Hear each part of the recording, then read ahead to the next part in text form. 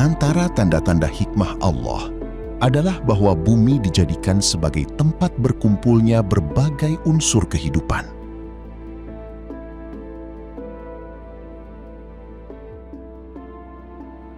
Segala sesuatu yang dibutuhkan makhluk hidup berasal darinya, dan kepadanya pula segala sesuatu akan kembali.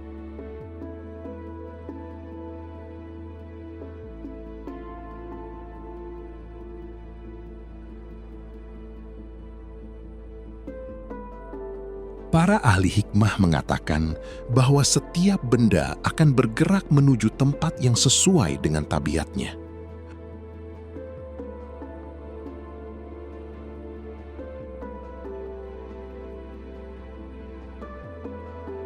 Oleh sebab itu, unsur tanah cenderung menuju bagian yang paling rendah, sedangkan unsur-unsur lain memiliki kecenderungan sesuai dengan sifatnya masing-masing.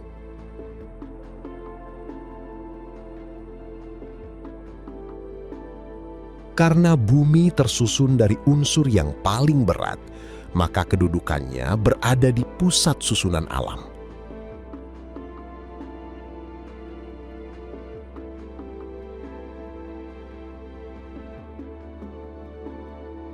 Bukan karena kemuliaannya lebih tinggi daripada langit, melainkan karena demikianlah hukum yang ditetapkan dalam tatanan penciptaan.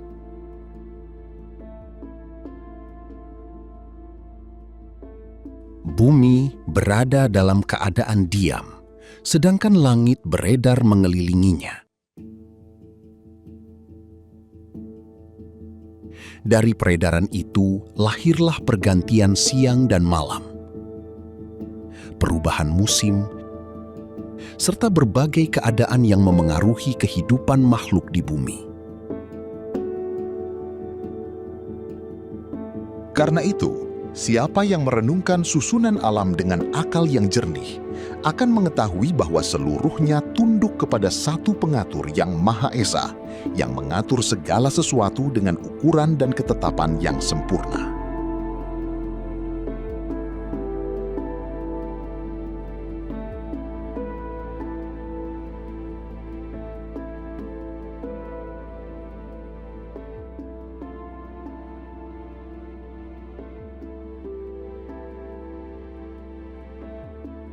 Para ahli hikmah dan astronomi kuno menjelaskan bahwa alam semesta tersusun dalam bentuk lapisan-lapisan yang berpusat pada satu titik.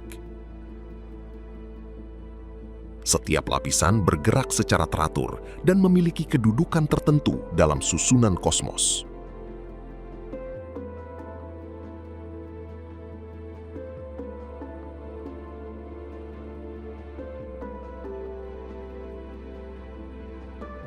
Gerakan benda-benda langit terjadi berdasarkan keteraturan yang tetap, di mana masing-masing lapisan memiliki arah dan kecepatan gerak tersendiri. Semua gerakan ini tidak terjadi secara acak, melainkan mengikuti hukum dan tatanan yang telah ditetapkan.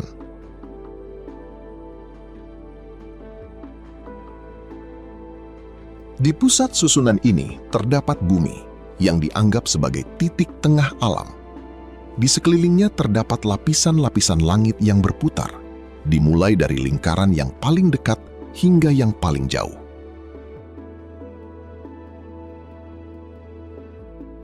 Setiap lingkaran melambangkan satu tingkat langit atau orbit benda langit tertentu.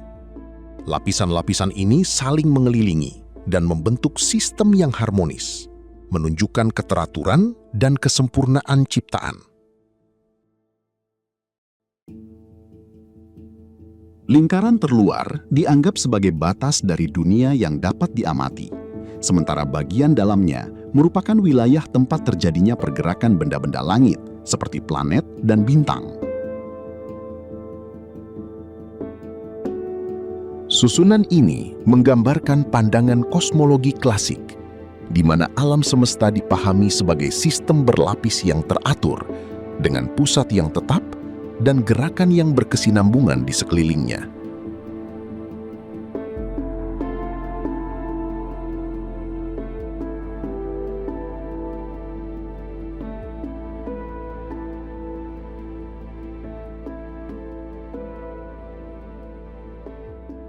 Dalam penjelasan lanjutan, para ilmuwan klasik menguraikan bahwa tidak semua gerak langit berpusat secara sempurna pada satu titik. Sebagian lintasan memiliki pusat yang bergeser, eksentrik, sehingga menghasilkan variasi gerakan yang tampak tidak seragam jika diamati dari bumi.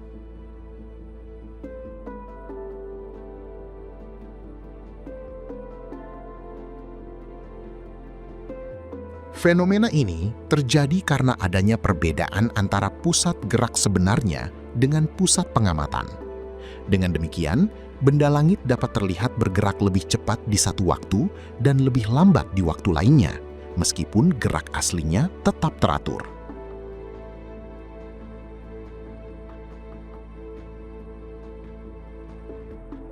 Selain itu, dijelaskan pula adanya kombinasi antara gerak melingkar sempurna dan gerak tambahan yang menyebabkan perubahan posisi secara berkala.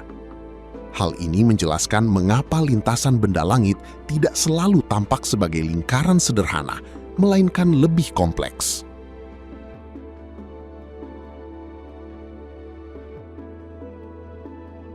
Beberapa gerakan merupakan hasil dari putaran pada pusatnya sendiri, sementara yang lain merupakan akibat dari perputaran pada lingkaran yang lebih besar.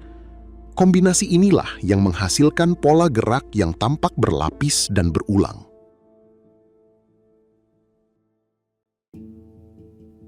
Dalam model ini, diperkenalkan pula konsep lingkaran kecil yang bergerak di atas lingkaran besar, sering disebut sebagai sistem epicycle. Lingkaran kecil tersebut membawa benda langit bergerak dalam pola tambahan di atas lintasan utamanya.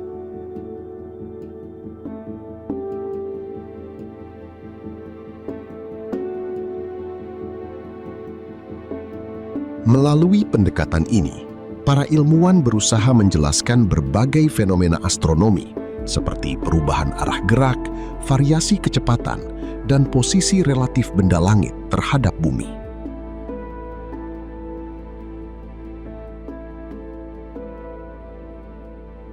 Gambar yang menyertai menunjukkan hubungan antara pusat utama, pusat tambahan, serta lintasan gerak yang dihasilkan. Hal ini menegaskan bahwa sistem kosmologi klasik tidak sederhana, melainkan merupakan hasil pengamatan dan pemikiran yang mendalam.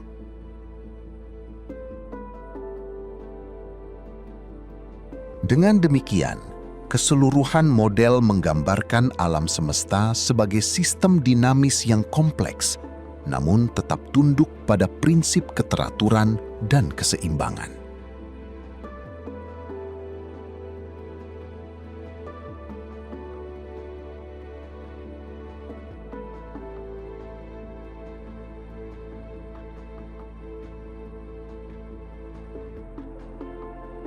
Dalam pembahasan berikutnya, dijelaskan bahwa gerak benda langit, terutama planet, tidak selalu tampak seragam jika diamati dari bumi.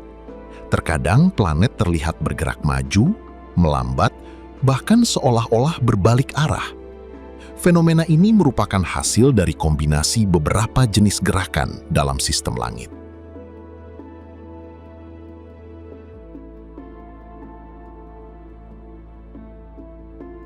Perubahan tersebut bukanlah gerakan acak, melainkan akibat dari perbedaan posisi antara bumi, pusat lintasan, dan lingkaran-lingkaran tambahan yang mengatur gerak planet.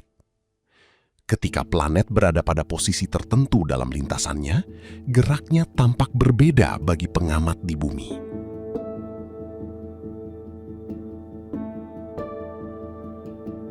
Para ilmuwan klasik menjelaskan bahwa fenomena ini dapat dipahami melalui perpaduan antara lingkaran utama dan lingkaran tambahan. Dalam kondisi tertentu, gerak planet terlihat lebih cepat, sementara pada kondisi lain tampak melambat atau bahkan mundur, gerak retrograde.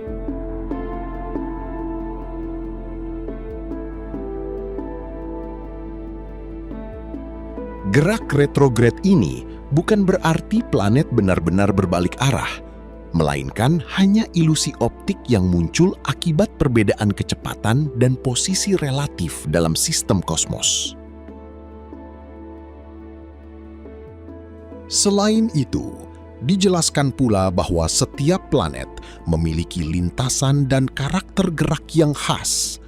Perbedaan ini bergantung pada posisi, jarak dari pusat, serta hubungan dengan lingkaran-lingkaran lain dalam sistem tersebut.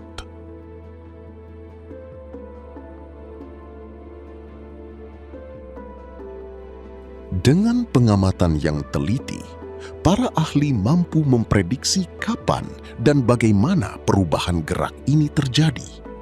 Hal ini menunjukkan bahwa meskipun tampak kompleks, gerakan langit tetap mengikuti pola yang dapat dipahami dan dihitung.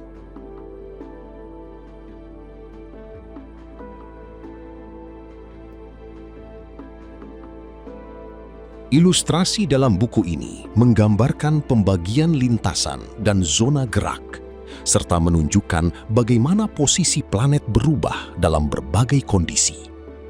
Ini memperjelas bahwa model kosmologi klasik berusaha menjelaskan fenomena langit secara sistematis dan rasional.